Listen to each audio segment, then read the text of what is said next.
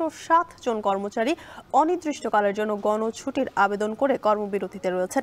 এতে গ্রাহকরা পড়েছেন ভোগান্তিতে। এ নিয়ে আরও জানাতে ময়মনসিংহ থেকে যুক্ত হচ্ছেন সহকর্মী হারুনুর রশিদ। হারুন, গ্রাহকদের ভোগান্তি সেখানে কেমন দেখছেন, বিস্তারিত জানাবেন।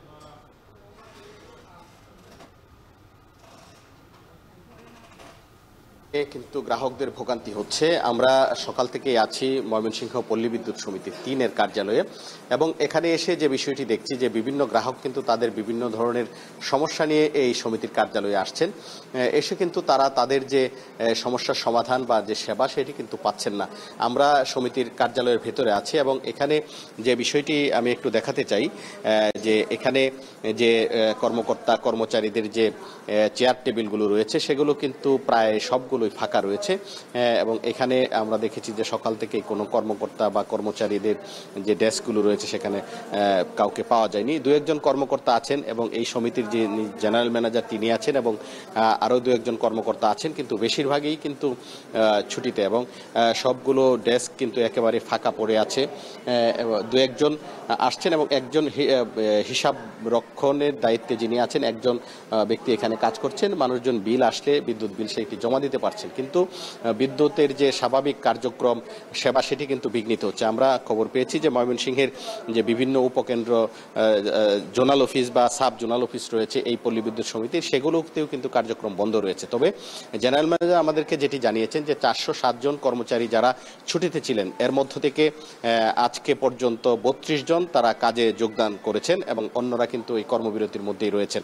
আমি কথা বলেছিলাম ময়মনসিংহ পল্লী বিদ্যুৎ সমিতি 2 ভালুকায় যেটি অবস্থিত সেটির জেনারেল ম্যানেজার আকমল হোসেনের সাথে। তিনি যে বিষয়টি জানিয়েছেন যে তার এখানে প্রায় 600-এরও বেশি কর্মচারী রয়েছে এবং প্রায় 427 জন কর্মবিরতিতে ছিলেন। সেখান থেকে আজকে পর্যন্ত 150 জনের বেশি কাজে যোগদান করেছেন বলে তিনি জানিয়েছেন। এবং ময়মনসিংহ পল্লী বিদ্যুৎ সমিতি 1 মুক্তাগাছার যিনি জেনারেল ম্যানেজার রয়েছেন মোহাম্মদ জনাব আলী, তার সাথেও আমি কথা বলেছিলাম। তিনি যে বিষয়টি বলেছেন তার মুক্তাগাছা পল্লী বিদ্যুৎ সমিতি 1 যেটি সেখানে প্রায় 700-এর বেশি কর্মকর্তা কর্মচারী রয়েছে এবং সেইগুলোতে যারা ছুটিতে ছিলেন সবাই কাজে যোগদান করেছেন বলে তিনি আমাদেরকে জানিয়েছেন। তবে আমি মাঠ পর্যায়ের যারা কর্মবিরতিতে আছেন লাইনম্যান বা মিটার রিডার তাদের সাথে কথা বলেছি।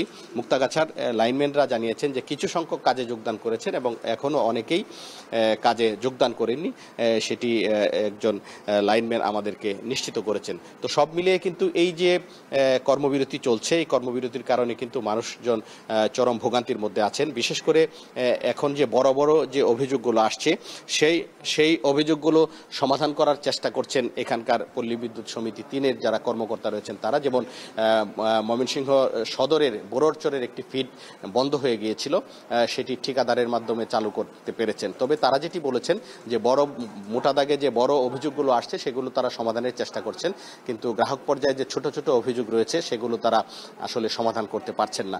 এবং দ্রুতই যদি এই সমস্যা সমাধান না হয় তাহলে তারা ধারণা করছেন যে এই পল্লী বিদ্যুৎ সেবার যে সংকট সেটি আরও বাড়বে। তো এই ছিল আমার কাছে ময়মনসিংহ পল্লী বিদ্যুৎ সমিতি 3-এর কার্যালয় থেকে সর্বশেষ। ময়মনসিংহের পল্লী বিদ্যুৎ সমিতি থেকে যুক্ত ছিলেন সহকর্মী হারুনুর রশিদ।